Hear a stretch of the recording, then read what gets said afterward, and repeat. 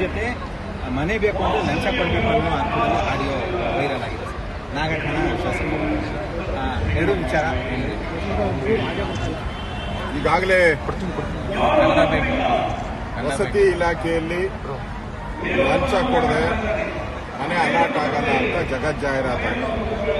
ಈಗ ಸ್ಯಾಂಪಲ್ ಅಷ್ಟೇ ಬಂದಿರೋದು. ಇಡೀ ಕರ್ನಾಟಕದ ಮೂಲೆ ಮೂಲೆಯಲ್ಲೂ ಕೂಡ ಯಾವುದೇ ವಿಧಾನಸಭೆಯ ಕ್ಷೇತ್ರಕ್ಕೆ ಹೋದ್ರೂ ಕೂಡ ಲಂಚ ಇಲ್ಲದೆ ಮನೆ ಇಲ್ಲ.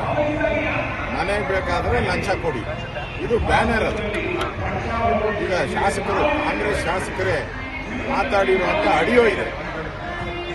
ಮುಖ್ಯಮಂತ್ರಿಗೆ ಏನಾದರೂ ಗೌರವ ಇದ್ದರೆ, ಕಾಂಗ್ರೆಸ್ ಪಾರ್ಟಿಗೆ ಏನಾದರೂ ಮಾನ ಮರ್ಯಾದೆ ಇದ್ದರೆ ಇದನ್ನ ಕೂಡಲೇ ತನಿಖೆ ಒಪ್ಪಿಸಬೇಕು. ಈ ಆಡಿಯೋ ರಿಲೀಸ್ ಆಗಿರೋದು ಸತ್ಯ ಅಂತ ಬಿ.ಆರ್. ಪಾಟೀಲ್ ಅವರು ಹೇಳ್ತಾ ಇದ್ದಾರೆ.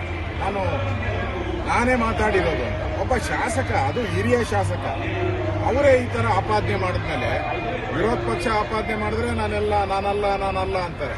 ಈಗ ಆಡಳಿತ ಪಕ್ಷದೇ ಇಷ್ಟು ದಿನ ವಿರೋಧ ಪಕ್ಷಗಳು ಆಪಾದನೆ ಮಾಡ್ತಾ ಇತ್ತು. ಈಗ ಆಡಳಿತ ಪಕ್ಷನೇ ಆಪಾದನೆ ಮಾಡ್ತಾ ಇದೆ ಅಂದ್ರೆ ಇದು ಎಷ್ಟು ಭ್ರಷ್ಟ ಸರ್ಕಾರ, ಎಷ್ಟು ಲೂಟಿ ಹೊಡಿತಾ ಇದ್ದಾರೆ. ಮನೆಗೂ ದುಡ್ಡು, ಪ್ಲಾನ್ ಸ್ಯಾಂಕ್ಷನ್ಗೂ ದುಡ್ಡು, ಮನೆ ಅಲಾಟ್ಮೆಂಟ್ಗೂ ದುಡ್ಡಿಂದ ಈ ಸರ್ಕಾರದಲ್ಲಿ ಏನು ನಡೆಯಲ್ಲ. 60% ಒಂದು ನಯಾ ಪೈಸನೂ ಕಡಿಮೆ ಇಲ್ಲ. 60% ಕಮಿಷನ್ ಇಲ್ಲದೆ ಯಾವುದೇ ಕೆಲಸ, ಯಾವುದೇ ಆಫೀಸಲ್ಲಿ ಏನು ನಡೆಯಲ್ಲ. ಆ ಪರಿಸ್ಥಿತಿಗೆ ಇವತ್ತು ತಂದಿದ್ದಾರೆ ಸಿದ್ದರಾಮಯ್ಯ. ಸ್ಲೀಪಿಂಗ್ ಸಿದ್ದರಾಮಯ್ಯ, ನಿದ್ದೆ ಮಾಡೋ ಸಿದ್ದರಾಮಯ್ಯ ಯಾವುದ್ರ ಕಡೆ ಗಮನ ಕೊಡ್ತಾ ಇಲ್ಲ. ಬರೀ ಆಪಾದನೆ, ಕೇಂದ್ರ ಸರ್ಕಾರದ ಆಪಾದನೆ ಬಿಟ್ಟರೆ ಇನ್ನೇನು ಅವ್ರು ಮಾಡ್ತಾರೆ. ಎಚ್ ಕೆ ಪಾಟೀಲ್ ಸಿದ್ದರಾಮಯ್ಯ ಅವರಿಗೆ ಪತ್ರ ಬರೆದವ್ರೆ. ಗಣಿ ಅಕ್ರಮಗಳಲ್ಲಿ 92% ತನಿಖೆ ಆಗ್ತಾ ಇಲ್ಲ ಅನ್ನುವಂತ ಅಸಮಾಧಾನ ವ್ಯಕ್ತಪಡಿಸ್ತಾ ಇದ್ದಾರೆ. ವಿಶೇಷ ತನಿಖಾ ತಂಡ ರಚನೆ ಮಾಡಿ ಗಣಿಯಲ್ಲೇನು ಕೂಡ ಲೂಟಿ ಮಾಡ್ತಾ ಇದಾರಲ್ಲ. ಈ ಸರ್ಕಾರ ಬಂದ ಮೇಲೆ ಗಣಿ ಇಲಾಖೆಯಲ್ಲೂ ಕೂಡ ಲೂಟಿ ಮಾಡ್ತಾ ಇದ್ದಾರೆ, ಅಲ್ಲೂ ಹಣ ವಸೂಲಿ ಮಾಡ್ತಾ ಇದ್ದಾರೆ. ಸೊ ಎಲ್ಲಾ ಶಾಸಕರಿಗೂ ಕಾಂಗ್ರೆಸ್ ಅಲ್ಲಿ ಅವ್ರೇನಾದ್ರು ಬಾಯಿ ಬಿಟ್ಬಿಟ್ರೆ ಕಾಂಗ್ರೆಸ್ MLAಗಳು ಈ ಸರ್ಕಾರ 3 ದಿನ ಉಳಿಯಲ್ಲ.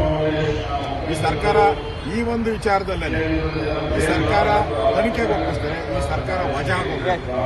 ಆ ಪರಿಸ್ಥಿತಿ ಕರ್ನಾಟಕದಲ್ಲಿ ಇದೆ. ಈ ಕರ್ನಾಟಕದಲ್ಲಿ ಇಂಥ ಭ್ರಷ್ಟ ಸರ್ಕಾರ, ಅದು ವಸತಿ ಇಲಾಖೆಯಲ್ಲಿ ಈ ತರ ದೊಡ್ಡ ಹಗರಣ, ದೊಡ್ಡ ತಿಮಿಂಗಲುಗಳೆಲ್ಲ ಸೇರ್ಕೊಂತಾರೆ.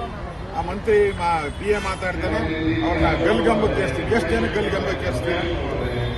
ಒಂದು ತಾಲೂಕಾದ್ರೆ ಗಲ್ಗಂಬಕ್ಕೆ ಏರಿಸ್ತೀವಿ. ಇರೋ 224 ಕ್ಷೇತ್ರದಲ್ಲೂ ಇದೇ ಭ್ರಷ್ಟಾಚಾರ. ಹಾಗಾದ್ರೆ 224 ಕಡೆನೂ ಗಲ್ಗಂಬಕ್ಕೆ ಏರಿಸ್ತೀರ ನೀವು? ನಾಟಕ. ಸುಮ್ಮನೆ MLAಗಳನ್ನ ಸಮಾಧಾನ ಮಾಡಕ್ಕೆ ಗಲ್ಲಿಗಾಗ್ತೀನಿ, ಶಿಕ್ಷೆ ಕೊಡ್ತೀನಿ ಅಂತ. ಇದು ಬೋಗಸ್. ನ್ಯಾಯಾಂಗ ತನಿಖೆ ಆಗಬೇಕು, ಇಲ್ಲ ಇವರು CBIಗಂತೂ ಕೊಡಲ್ಲ. ಅಟ್ಲೀಸ್ಟ್ ಜಡ್ಜ್ ಮುಖಾಂತರ ನ್ಯಾಯಾಂಗ ತನಿಖೆ ಮಾಡಲಿ.